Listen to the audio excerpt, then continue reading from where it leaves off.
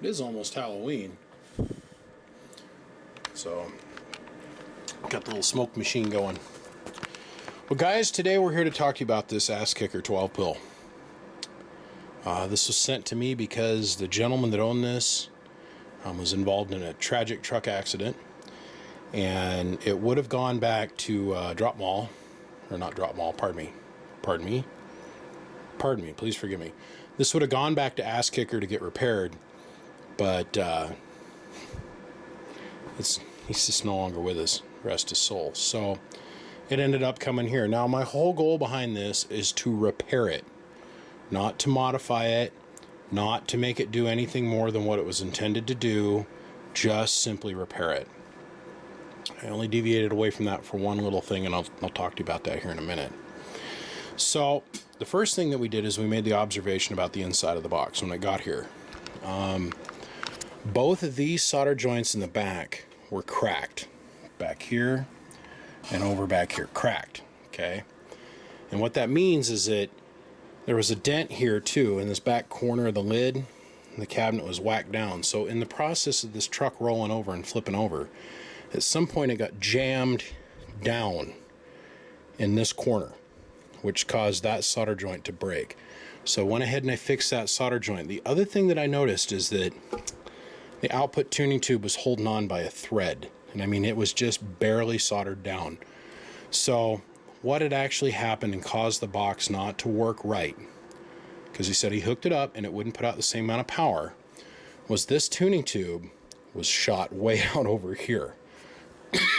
So the output tune had fallen way off on the box, way out. You got lucky, my friend, Mr. C. I didn't have to replace a single one of these transistors. Now, this started out as an 8-pill, and you can tell that obviously because this section and this section have been added. You can tell by looking at the 10 ohm resistors. If we look here at this 10 ohm resistor versus that 10 ohm resistor, there's a difference in size. Now look, I'm really clear about this. My job is to repair. Now, this thing is doing exactly the amount of watts that it should do now. It's not doing it as efficiently as it can. I'm not dogging asskicker in any way. I'm just saying this particular style of build requires a lot more amperage than a more modern style built box. The more modern style built box is a little bit more efficient. When we measured this thing, it's pulling 290 amps worth of current at 14 volts, roughly, to make the output power. So I've had asskickers here that were 16 pills that would take normally about 400 amps and they pull almost 500 plus, but they make the power. I'm not a big fan of this 100 ohm, non-coaxed kind of circuit. It's not as efficient, but this works. Now, the reason I don't want to jump away from this too awful far is the guy sent it to me to get it fixed. He didn't say, hey, BBI, I want you to rip my fully functional amplifier completely apart, and I want you to make it all about you. Just make it work. So if I don't listen to the customer, eventually you end up in trouble and you're out of business. So I'm going to listen to the customer, and we got her working for you. It was pretty simple. Now, in the process of this thing getting flicked around, the board flexed, and the positive wires that are underneath the board, the heatsink, the heatsink popped up. The positive wires were all underneath the heatsink. So I took the bottom side off and I pulled all the wires back to the center and then put 3 or 4 zip ties on them to hold them down the middle. Because we all watched the one video, the box that caught on fire, or the box that let the smoke out, or whatever I had it labeled as, where the heatsink was sitting on top of one of the positive rails, or one of the positive wires. Heatsink got hot enough, melted through that wire, caused a short and caused the box to catch on fire. I wanted to prevent that. But now, because this thing has been in a wreck, the board, if we look real close at it, it's got a bow to it. It kind of bows up in the middle. So I went ahead and I fixed that and I put it all back together. Now there's a couple things I do to every one of these Dave Made boxes that come through here. The first and foremost thing I do is I add a ground strap. So I took some 200 thousandths thick or 20 thousandths thick copper, and created a nice little ground strap, so it's now a physical connection instead of just a mechanical connection. Now, because this does have an anodized case, it will conduct a little bit better. We don't have to worry too awful much about corrosion, and with these nice big ground straps that go down the side, how they hold the board in the cabinet, I admire that. It's easy. These are modular. I love this box design. But you got to have a mechanical or a physical ground more than a mechanical connection.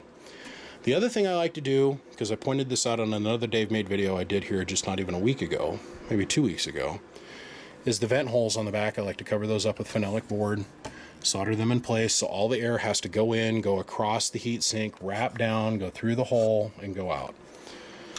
So the other thing I would normally do is I would change this so up is on and down is off. Remember, we're not making this about me or the way I want to have it built. We're here to repair it. So down is still on this thing. Okay? The other thing I did is I re-adhered this transformer. This transformer was out floating free around inside the box. It got ripped off. I changed these two capacitors to help lay the input circuit down. And then we resoldered in the output capacitance tube and retuned it. The box came right back to life. So really, all in all, it took me about an hour, hour and a half to get this done. And then we hooked it up and we started running it. Today we're going to use the Striker 955. We're going to hit that into the bench 2 pill, and we're going to run this into the 12 pill, and we're going to get roughly about 3,000 watts out of it, which is about all it should do. Now the Striker radio doesn't produce as much average power as, let's say, that Wolfman D-Rail radio that I've got, but this thing should do about 1,000 bird and roughly 3,000 watts in peak power. We're going to use the big power supply, the 1,000 ampere that's down here today, and we're currently putting out 15.2 volts. Now the reason we do that is because I want to demonstrate what it runs on when there's 14.5 volts inside the cabinet. Every single amplifier on earth has to deal with this problem. It is the restriction of amperage flow into the cabinet through the distribution bus bar on the inside, through your physical connections, which this one had a welding connection on it, which I absolutely love over Anderson clips. Anderson clips just work on surface pressure. These actually work on a spherical compression fitting. Mo better. So we got 1/0 gauge cable going through these two connections. Now if I was to measure the amperage and the voltage on the other side of these connections, it would say 15.2. Okay? But where we're actually metering it is on the inside of the cabinet, off the distribution bus, and this will drop to 14.5. The other thing I took a liberty with is I cannot stand, you guys all know this, I cannot stand that 22 gauge wire that these guys use to distribute the current through. Big time amperage suck. Makes the box pull more amperage, makes the box run hotter, makes the box produce less power. So instead of going all buck wild on the damn thing, I just simply pulled out those 22 gauge wires, replaced them with nice Stinger oxygen free 10 gauge, which will help a bunch. The other thing I had to do was one of the screws with a nut on it had sheared off the input coax. I went ahead, I replaced that. I put a new screw in there, stainless steel screw with a stainless steel anti-lock fitting on it. Good to go. So let's get right on to running it. We're going to shut the 2 pill off. We're going to shut the amp off itself. I take the Striker, we're going to talk through the amplifier.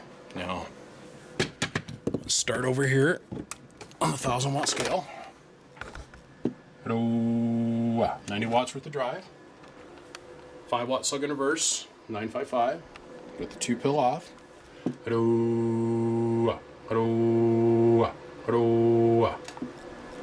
Now, that's not really fair. Excuse me, dusty. Let's do this. If we're going to do this, let's do it right.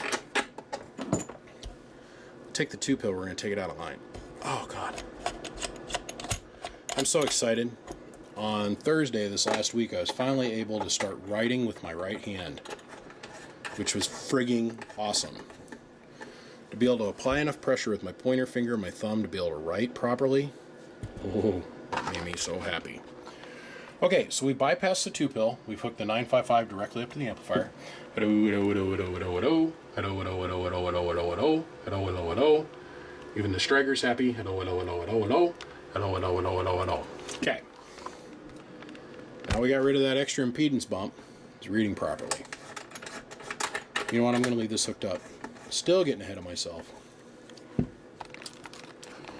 So with 90 watts of drive, we're going to flip the switch down for on. And we're going to hit this with 90 watts of drive. Hello, audio. 14.7 volts. Hello, audio. Hello, audio. About 400 bird and well over 1,000 peak watts, which is what we should see. Take that up to 2x. Remember, that 50 mark, the hash mark between the 40 and the 60, is the 1,000 watt mark. Hello. Seen about 1,500 watts peak, and like I said, about 400 bird. So now, last time we're going to do this, I swear to God, you guys. Oh, it still hurts.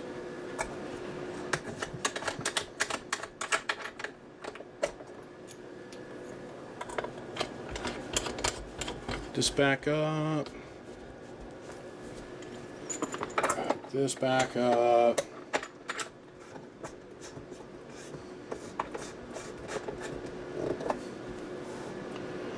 Put that down on 1x. We're going to shut the 12 pill off. Okay, so 12 pills off. Back on the 2 pill driver.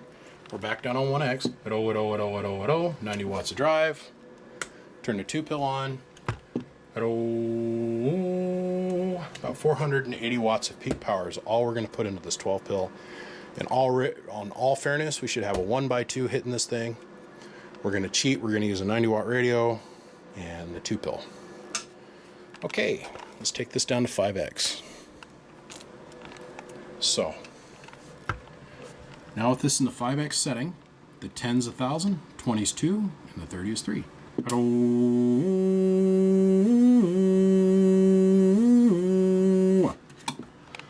seeing our 3,000 watts in peak. This is what we're getting into it for voltage.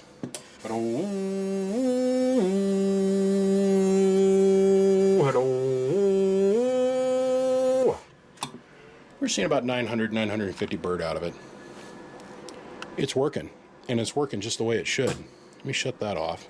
I'm going to shut this off. Take the leads out of this. We're going to shut this down.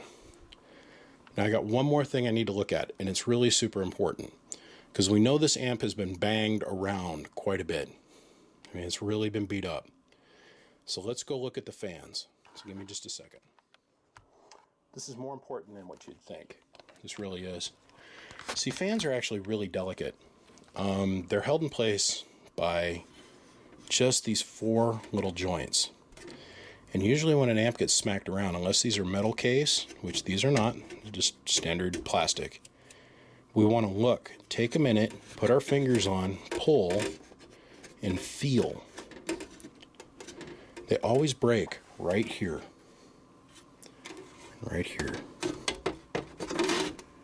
These fans are in good shape. So I'm going to put the lid on this thing real quick. And then what I want to do is I want to test to make sure the fans are working, there's no clearance issues, and they're not hitting the case.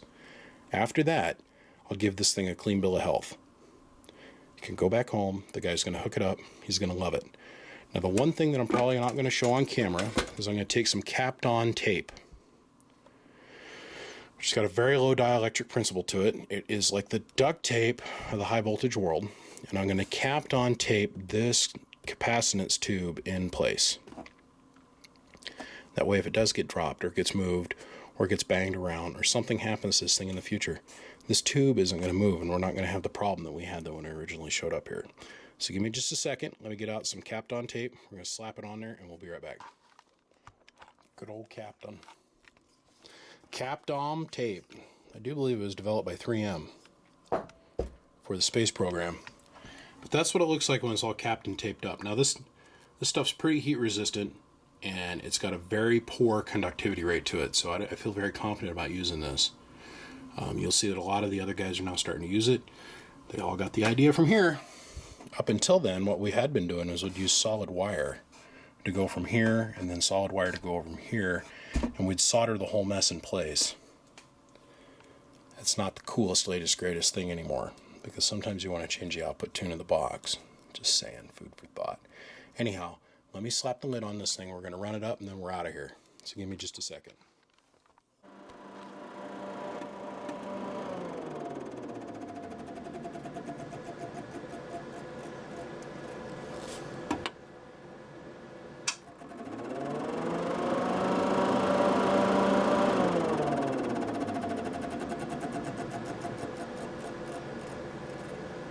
we are rubbing. So now we're going to sit back. We got to figure out where. So I bent the corner back out on this thing so it's nice and flush and flat again. I do the same thing on this corner. So now give me just a minute. I'm going to get in here. I'm going to take some pliers. I'm going to very carefully pull up on this grill and see if we can get it to where it's not going to rub anymore. So give me just a second.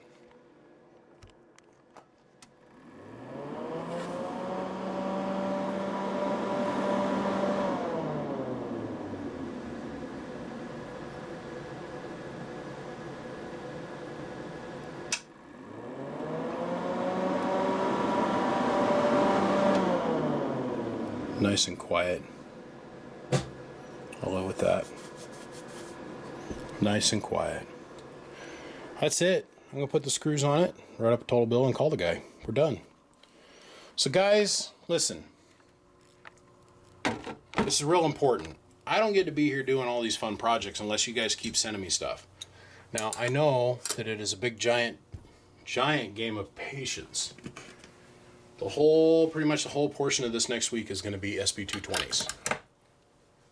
I've got 12 of them here, and I've got to work on them. I've got one that's going to take quite a great deal of time, and I don't know if I'm going to be able to get to it before I leave on my trip. But, listen, I appreciate everybody sending up their projects. This guy right here, this project right here, is probably got to be one of the easier repairs that I've ever had to do.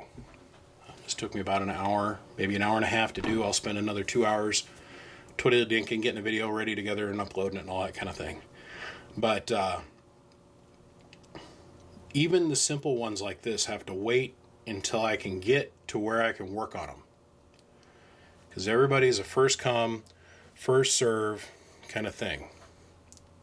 Unless somehow you manage to get misplaced in the system. I did have one guy who called me up, man, you've had my amp for like 15 months. I'm like, 15 months? He got fixed immediately with lots of apologies and then just kind of sent him the amp. I never even charged him, I don't think. I'm sorry for the wait, you guys, but there's only one of me, and I'm doing everything I can. And I truly appreciate everybody dialing in tonight, checking me out, looking at what I'm working on. I appreciate all the likes. I appreciate all the followers on Facebook and on YouTube. And if you are watching me for the first time and you like what you've seen, please take a minute and just click subscribe. That simple act helps me out a ton. That way then you actually get to know what I'm doing next, which means you can follow along. So on that note, I'm out of here. I'm going to go work on the next thing. Gentlemen, my name is BBI, and without a shadow of a doubt, I am the biggest mud duck in Idaho. Come check us out on Facebook. It's like I did this whole repair live on Facebook. And I'm not kidding. All the 3,000 plus Facebook people that are following along with me, they got to watch me work on this thing live. I had about 150 people watch me do this thing live. Come check us out. I'm also on Snapchat, YouTube, and Twitter, or Snapchat, Twitter, and Instagram. I don't do a whole lot with Snapchat or Instagram. I do tweet every time to time, but anyhow, I appreciate you all coming to check it out tonight. We're on to the next one. I appreciate you all. We'll see ya. I'm out of here. Bye.